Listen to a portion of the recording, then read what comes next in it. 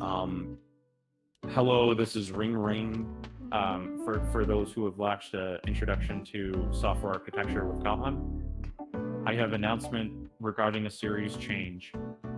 We will be transitioning to a new series titled Learning Software Architecture with Kotlin No Mores, where I will share insights on learning the fundamentals of software architecture using Kotlin.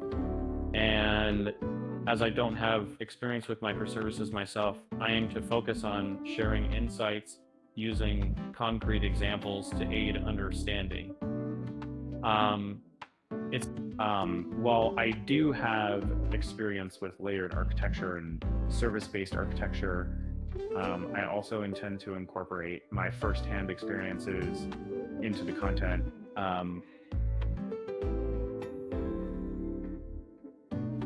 That concludes the explanation for this video.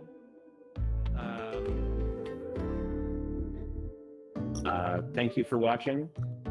Now,